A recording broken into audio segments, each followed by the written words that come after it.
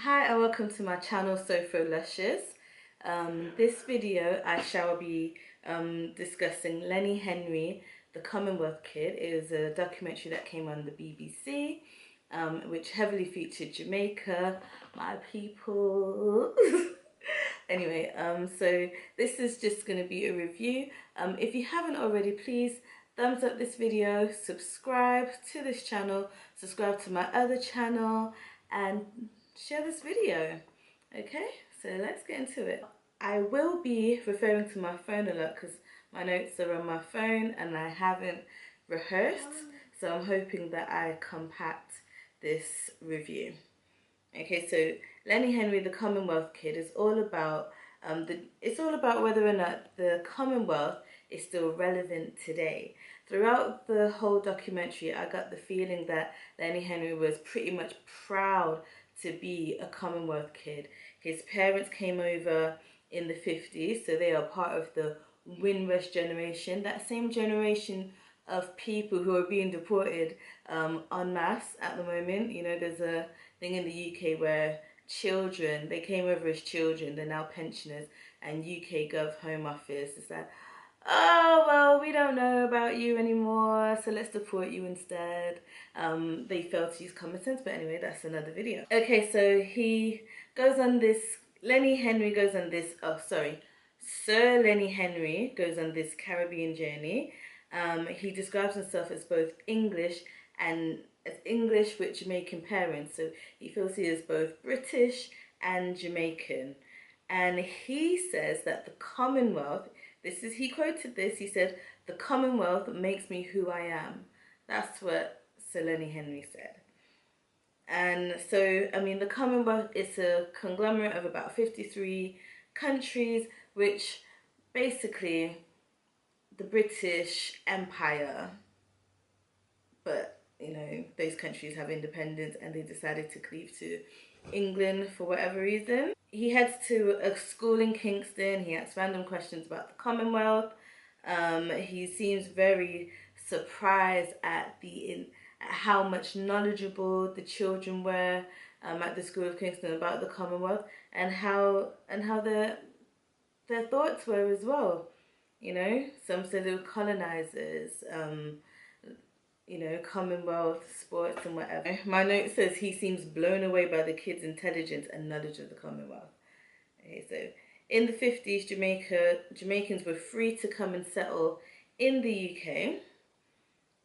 England profited off Jamaica through the slave trade, through sugar production because of the sugar canes and things like that. Nowadays, sugar's not really that commodity it used to be, and the plantations that still exist that produce cane, they tend to focus more on rum production. And to me, it seemed like he softened the reality of his ancestors' travel to the Americas from Africa, because he says that they were brought over to Jamaica from Africa. Then he mentioned slavery afterwards as though it was an afterthought.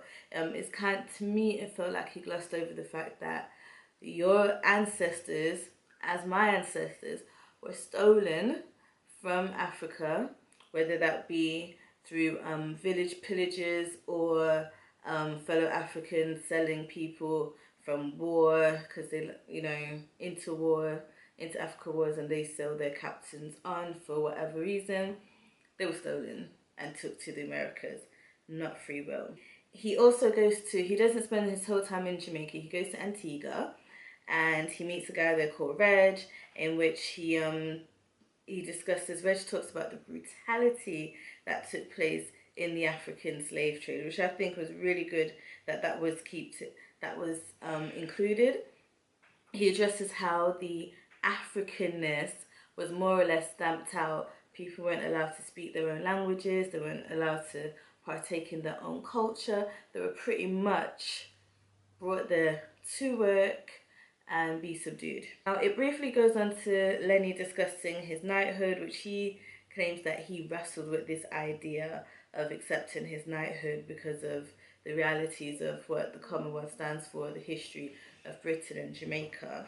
This leads him to the Hampden estate, which when it was at its full production, it had 400 slaves were there. It produced sugar, now it produces rum, and the person who lives there, she kind of just said, oh well, it's one of the plantations that were never burnt down because we treated our slaves so well.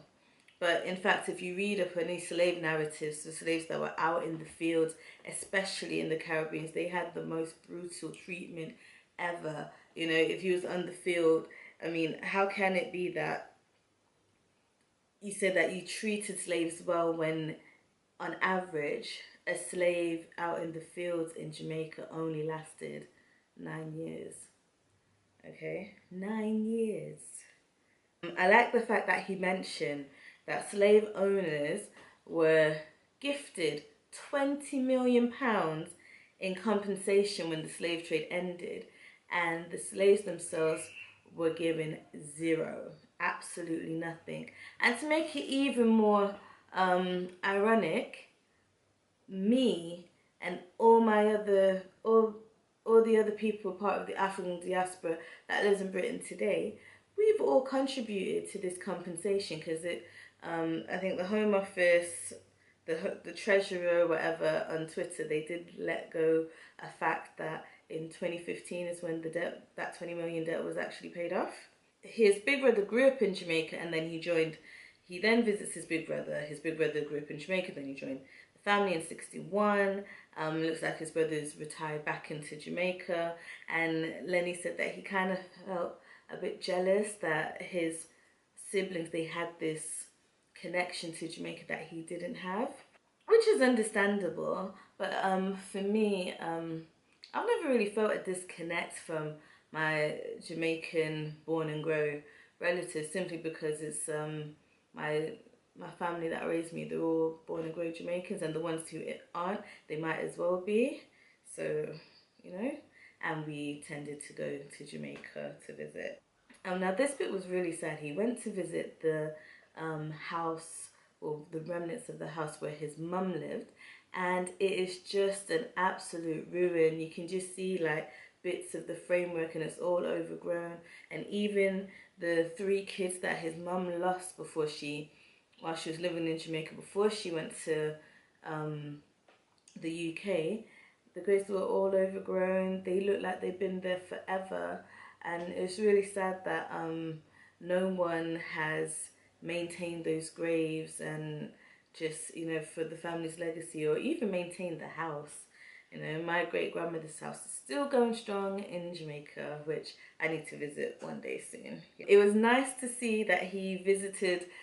He had a meet up with Oliver Samuel. Oliver Samuel is one of the best known Jamaican comedians. My auntie, she had all of his DVDs and VHS, you name it, she had it. I like Oliver. And, Oliver Samuel says that for him, being Jamaican was never a hindrance. Being in Jamaica was never a hindrance. He's proud of Jamaica. He loves Jamaica. And when he looks at it, the Commonwealth has been good for education. And, it's one thing that they could get from the Commonwealth. And of course, the older generation, they look at Jamaica now and think, was Jamaica better under English rule? That leads us to Jamaica gained its independence in 1962. Of course, they joined the Commonwealth. And he spoke to various Jamaicans on the street, and who gave mixed reviews. There's a former MP called Damien Crawford, who says that the Commonwealth needs to redefine what it means to be in the Commonwealth, especially since travel is not visa-free. The world is global, yet fish and chips is not everywhere. So it's that, being England being who it is, you would think that its influence would be spread out a bit more. Oh, and then he had to go at playing sports. There's this whole thing about cricket being a unifier. I love cricket. It says it's a unifier for the Commonwealth because it's pretty much a Commonwealth game. All the countries that are big with cricket, they're pretty much Commonwealth countries. He goes on to look at the athletics, the sports. There's up and coming athletes who are up and coming. Looked at the music, reggae. Why didn't he look at dancehall as well? Because he did go to Chronic's concert, you know.